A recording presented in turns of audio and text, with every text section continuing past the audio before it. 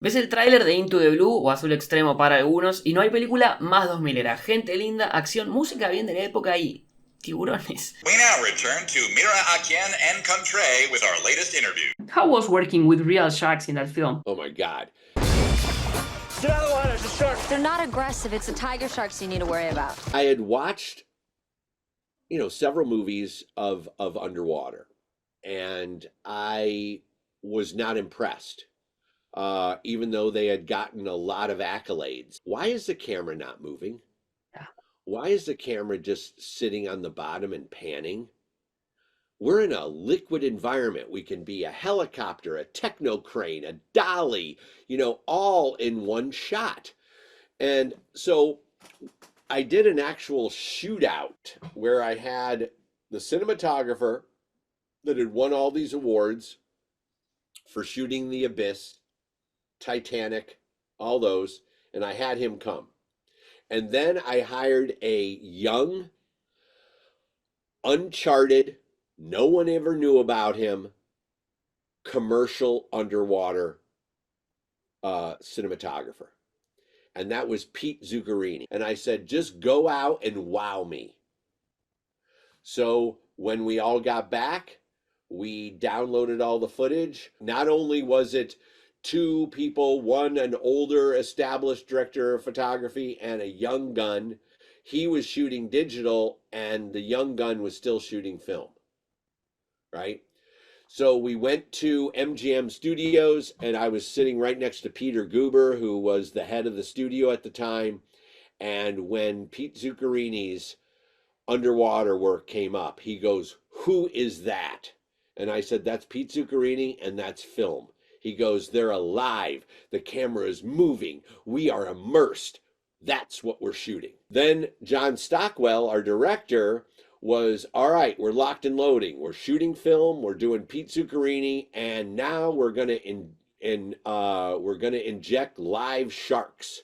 We're all in this together now, right? Not anymore.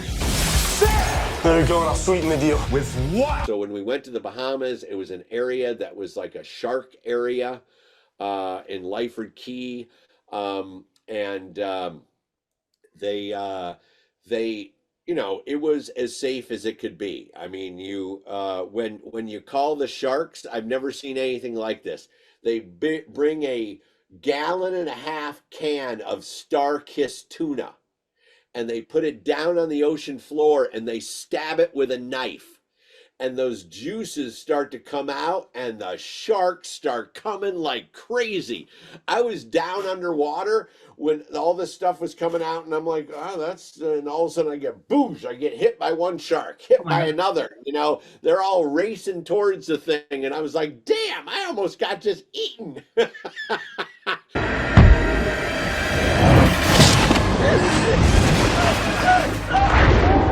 It was pretty unique of an experience. Was it dangerous for you? No. No. I mean, they were reef sharks. They were. No one had. Even the bumps were like almost like loving bumps, like like this.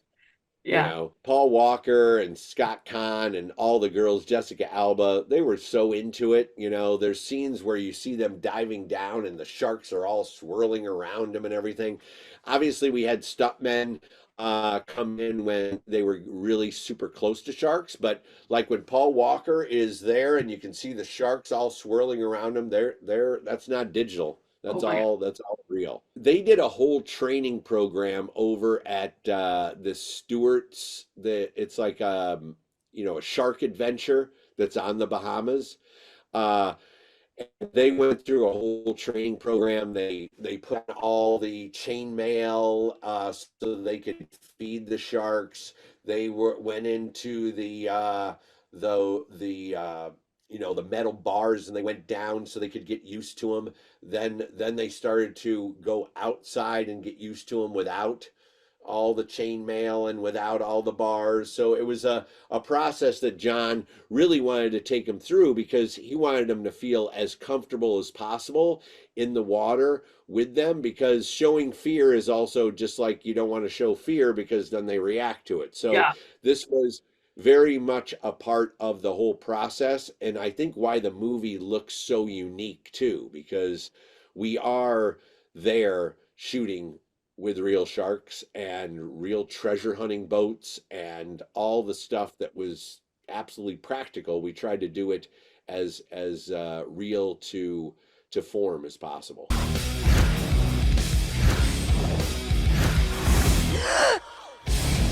Into the blue.